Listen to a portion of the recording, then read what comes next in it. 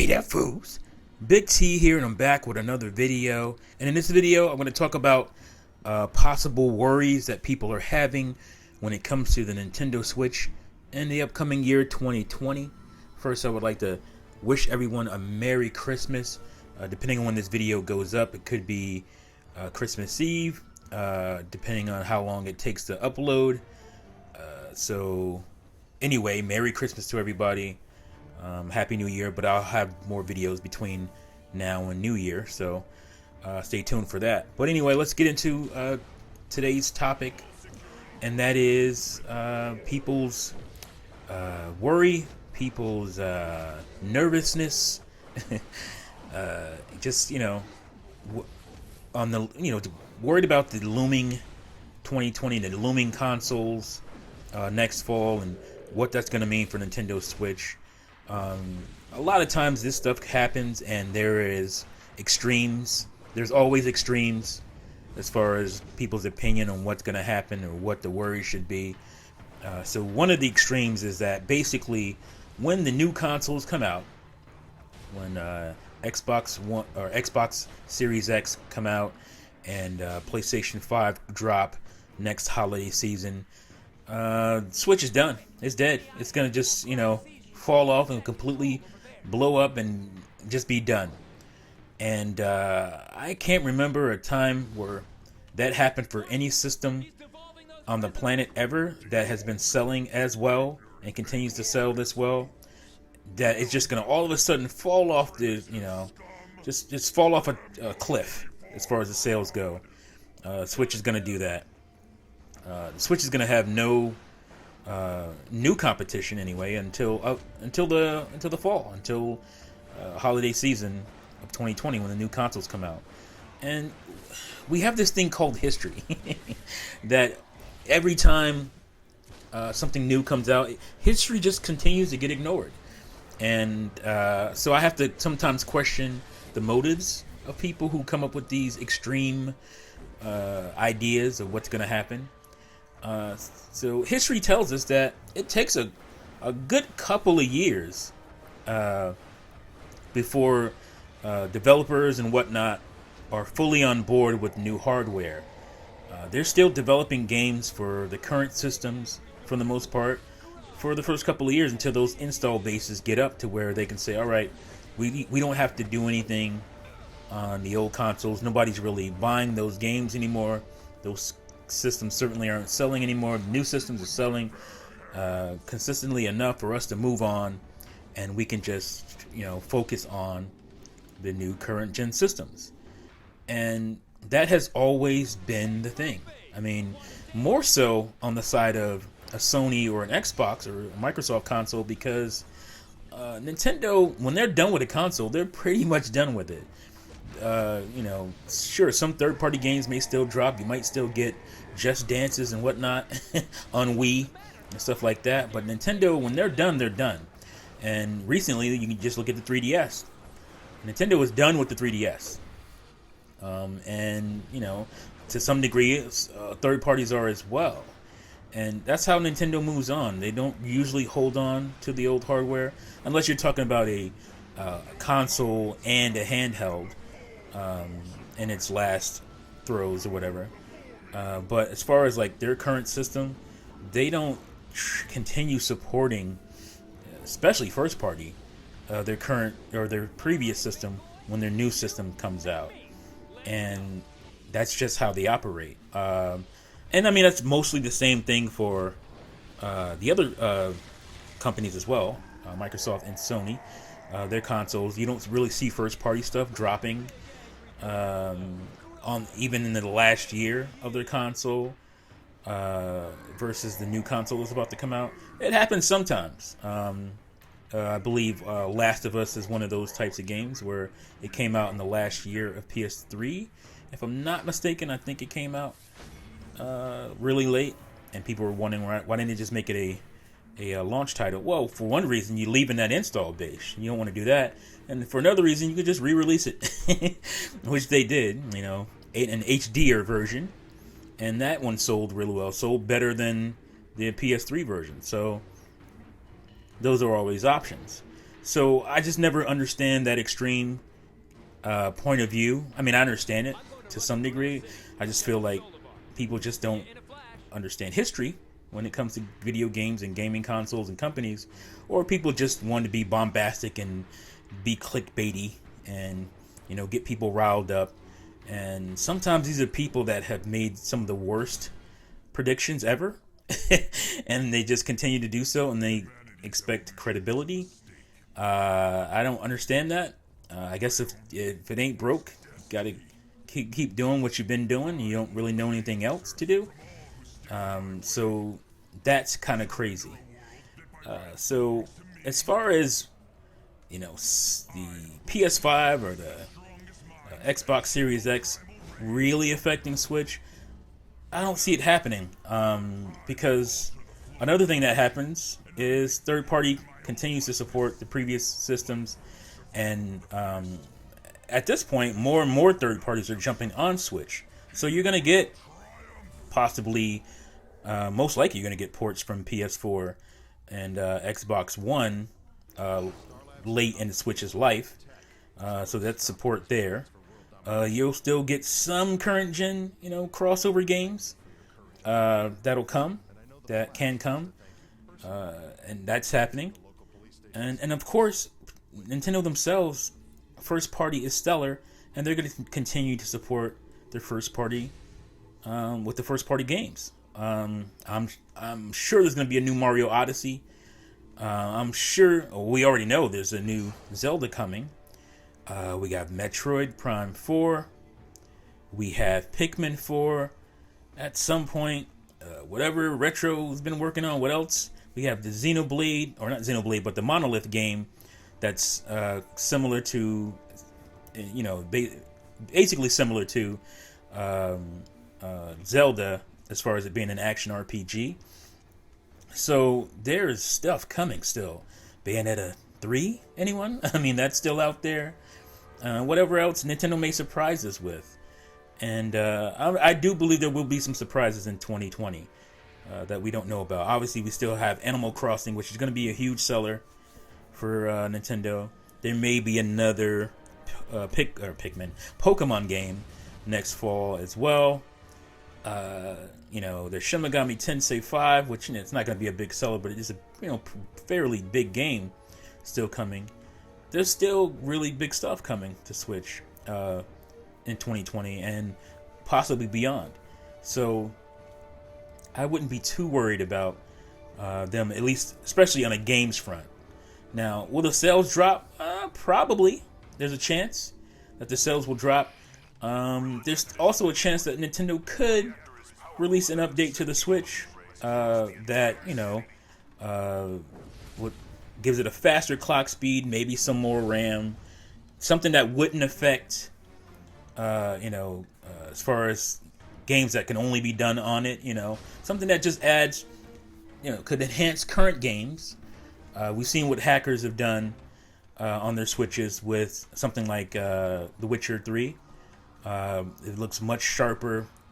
It runs at better frame rates and stuff like that. That's the kind of stuff that you can implement on a system level, maybe even add some hardware, and it won't be like, oh, you can only do this game on the newer Switch, but you just get better, versions of games. Not unlike Xbox One X over, Xbox One S. There aren't any games on X specifically that you can't play on your S or stuff like that. So people, I don't know why they worry about that when it comes to Nintendo, when it's already been proven by these other companies that you don't have to worry about a better model, because another system that Nintendo has done it with has been the 3DS. To have the new 3DS, that it has more power in it, and outside of Xenoblade Chronicles port and I think Binding of Isaac or something, all the games work from the original 3DS to the new 3DS models, or 2DS even. So there shouldn't be too much worry there. You're just going to get games, your current games on it will run better, look better, that kind of stuff. usually through patching from the companies. And you'll just get 720p on handheld mode for every game. Hopefully, that's the kind of stuff that you're going to get. Incremental stuff that's not going to affect the current base, and you don't want to do that. So the other worry is that with the I guess with the new consoles coming, like I said, I want to focus on the other part of the worry is basically it's going to fall off sales wise, and we talked about games wise how it shouldn't fall off because it should still get supported at least for a further 2 years, maybe even more. And people are just worried that people are just gonna forget about the Switch all of a sudden. But the problem is the Switch's main draw, whether anyone likes it or not, is the portability of it, and that's not going to change with newer hulking consoles that are stuck to your house, like the PS5 and the Xbox Series X will be. Now, there's going to be some difference because of the xCloud and how basically look at what Stadia wants to do. xCloud is going to be doing that and better because it's going to be games, more games. It's going to be tied into your ecosystem if you're part of Xbox Live or you're part of Game Pass and all that stuff. Being able to play those games anywhere you want. So it's going to somewhat cut into what Nintendo was doing. But even that is not going to, because you're going to require people to want to play on their phone, to want to play on their iPad regularly, or to play on a dedicated device that already has 50 plus million by then systems out there. And so it's just not something that's going to affect this gen. Maybe, next gen, beyond Series X and PS5, maybe that's something where a dedicated handheld will face some push from, the kind of cloud gaming, using your mobile device stuff. But this generation, that's not something that's going to happen. And the Switch is just so popular. Like, I see so many people with Switches. Especially as a teacher, I see students all the time pulling the Switch out during downtime in class, or at lunch, or everybody's so on it right now. And that's the thing I said about the Switch, is that I wouldn't be surprised if it outsold the Wii, and I believe that it will outsell the Wii, because it's going to have longer legs than the Wii ever had. Like, the Wii had a bigger start, like, out of the gate, and it was like a huge phenomenon out of the gate, but it fell off fairly quickly when it fell off. Whereas the Switch, people are going to start using it, solely as a handheld. Even the people who don't use it as solely as a handheld now, at some point they may just do that, use it mostly as a handheld in its later years, and with it, being cheaper already with the Lite. When you get the current Switch model down to $200 even, that thing is going to be just flying off the shelves, and you can't. And the value of it, like, it's going to have it already has, but it's going to have even a better library, great library of titles that continue to sell. A lot of Switch's launch year games still sell like crazy. So you're going to have those evergreen titles continue to sell, and whenever somebody wants a Switch, they're going to go out and buy that game. They want that Mario Kart, they want that Zelda, they want that Odyssey. So those things are going to continue to do well. And like I said, we don't know what Nintendo has up their sleeves. Nintendo is going to squeeze every ounce of juice they can out of the Nintendo Switch, not unlike what they did with the NES. Sega came out 2 years ahead of Nintendo's 16-bit console, and they felt fine. They felt secure in what they were doing, because they obviously had a big chunk of the market, but they were still putting out really strong titles, and the system itself was still selling pretty well.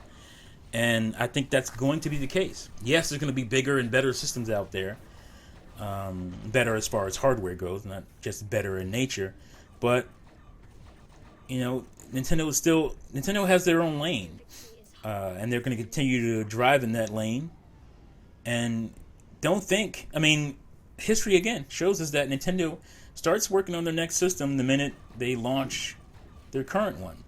And so they conceptually have been working on the next system for a few years now, and they'll have something within a couple of years if you look at their regular life cycle. And the Switch itself may go beyond that life cycle. It kind of depends on the market, how quickly the sales drop and whatnot, and how quickly popularity drops. If popularity drops and the sales drop, you'll see them start talking about that next system. And hopefully they'll continue on with the Switch nature. And that's why they're putting emphasis on carts, sizes and whatnot, so they can go into the future continuing to use carts and to use this whole Switch setup. And that would be pretty good. So, from my standpoint, if I have any worry, it's a slight worry about the Switch's longevity as far as its stellar sales. Like, I believe it'll still sell really well through next holiday season. I'm sure there's going to be a lot better deals next time around because there's going to be more competition out there. I hope anyway they're smart enough to do that. But my worry won't be, it's just going to die because there's new systems out there that are $500 each. That's not going to affect Nintendo or Switch within any soon time period. So I wouldn't worry about that. But yeah, let me know what you guys think in the comments below. Do you think you need to be worried about the Switch? We need to worry about it, or do you think it's going to be fine, like I do? Let me know in the comments below. Again, wishing you guys a Merry Christmas, and I'll see you on the other side of it. Thanks again for watching and listening, and now see you fools next time. Peace out. Show that pirate scum what we do to their kind. Don't be cocky, pilot. You are still new. Fly with caution.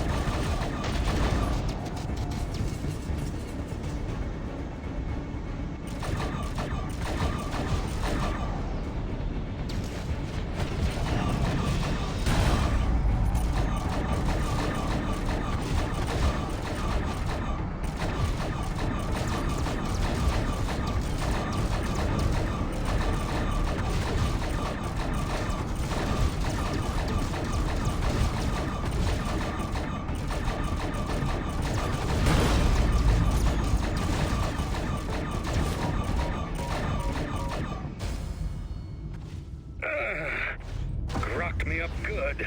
But Drek will pay you back better than what I got. Pilot, my assessment of your skills was incorrect. I will readjust. Good job, kid. Martha, who's this Drak? You'll never call me Mary, will you? Drak is a mid-level Gregar thug. Uses signal jammers. Makes it hard to lock on in a fight. Known to run glow-infused explosives. Want the job hunting him down? Glow-infused explosions. Maybe he knows something about the shattering. We'll look into it.